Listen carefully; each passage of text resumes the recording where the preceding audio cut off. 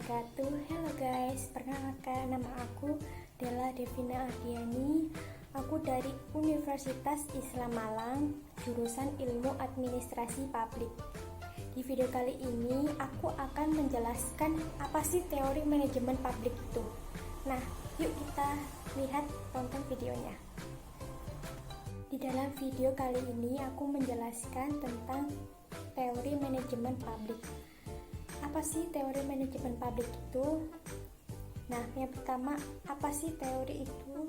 Apa sih manajemen itu? Dan apa sih publik itu? Nah, yang pertama adalah teori.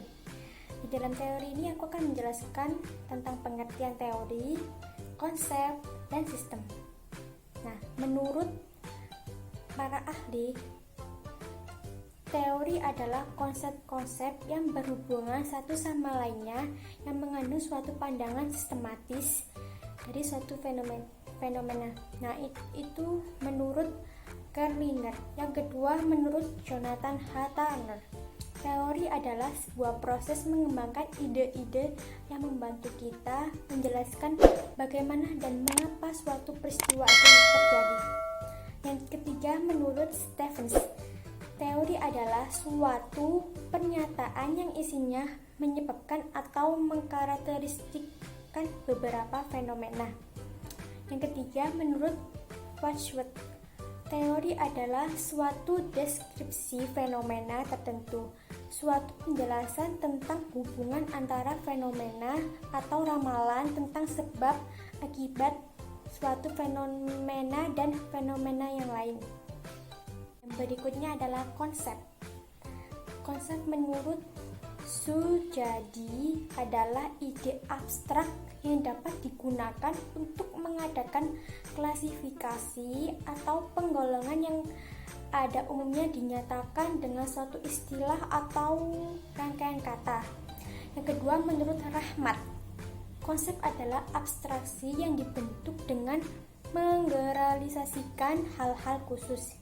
Yang ketiga, Malung, konsep adalah ide-ide yang menggambarkan hal-hal atau benda-benda ataupun gejala sosial yang dinyatakan dalam istilah atau kata. Nah, yang berikutnya adalah sistem. Sistem menurut Gordon B. Davis adalah sebuah sistem terdiri dari bagian-bagian yang saling berkaitan yang beroperasi bersama untuk mencapai beberapa sasaran dan maksud. Yang kedua, menurut Salisbury, sistem adalah sekelompok bagian atau komponen-komponen yang bekerja sama sebagai atau kesatuan fungsi. Yang ketiga adalah Indrajit. Sistem mengandung arti kumpulan-kumpulan dari komponen-komponen yang dimiliki unsur keterkaitan antara satu dengan lainnya. Yang berikutnya, menurut Al-James Rafferty, sistem merupakan prosedur logis dan rasional guna melakukan atau merancang suatu rangkaian komponen yang berhubungan satu sama lain. Yang kedua adalah manajemen. Apa sih manajemen itu? Nah, manajemen adalah kumpulan dari dua orang atau lebih yang saling bekerja sama untuk mencapai suatu tujuan yang telah ditetapkan sebelumnya. Nah, di dalam manajemen ini terjadi proses kegiatan seperti proses perencanaan, pengorganisasian, pemimpinan, dan pengawasan. Nah, yang berikutnya adalah prinsip umum manajemen menurut Henry Fryer. Terdiri dari satu, pembagian kerja. Pembagian kerja harus disesuaikan dengan kemampuan dan keahlian sehingga pelaksanaan kerja berjalan efektif. Yang kedua ada wewenang dan tanggung jawab. Wewenang dan tanggung jawab harus seimbang. Setiap pekerjaan harus dapat memberikan pertanggungjawaban yang sesuai dengan wewenang. Semakin kecil wewenang dan semakin kecil pula pertanggungjawaban. Demikian pula sebaliknya. Yang ketiga adalah disiplin. Disiplin ini berhubungan erat dengan wewenang. Apabila wewenang tidak berjalan dengan semestinya, maka disiplin akan hilang. Yang berikutnya adalah kesatuan perintah. Ketika ketika melaksanakan pekerjaan, karyawan harus memperhatikan prinsip kesatuan perintah sehingga pelaksanaan kerja dapat dijalankan dengan baik. Yang kelima adalah kesatuan pengarahan. Kesatuan pengarahan berkaitan erat dengan pembagian kerja. Kesatuan pengarahan tergantung pula terhadap kesatuan perintah. Jadi, pelaksanaan kesatuan pengarahan tidak dapat terlepas dari pembagian kerja. Jadi wewenang dan tanggung jawab disiplin itu harus sesuai. Yang keenam ada mengutamakan kepentingan organisasi di atas kepentingan sendiri. Setiap karyawan dapat mengabdikan kepentingan pribadi kepada kepentingan keorganisasi apabila memiliki kesadaran bahwa kepentingan pribadi sebelumnya tergantung kepada berhasilnya tidak kepentingan organisasi. Yang ketujuh adalah penggajian pegawai. Gaji atau upah bagi karyawan merupakan kompensasi yang menentukan terwujudnya kelancaran dalam bekerja. Yang berikutnya adalah pemusatan. Pemusatan wewenang akan menimbulkan pemusatan tanggung jawab dalam suatu kegiatan. Tetapi pemusat adalah ketertiban.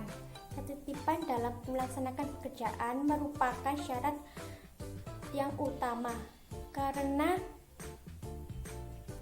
pada dasarnya tidak ada orang yang bisa bekerja dalam keadaan kacau dan tegang. Yang ke-11 adalah keadilan dan kejujuran. Nah, ini yang lebih penting.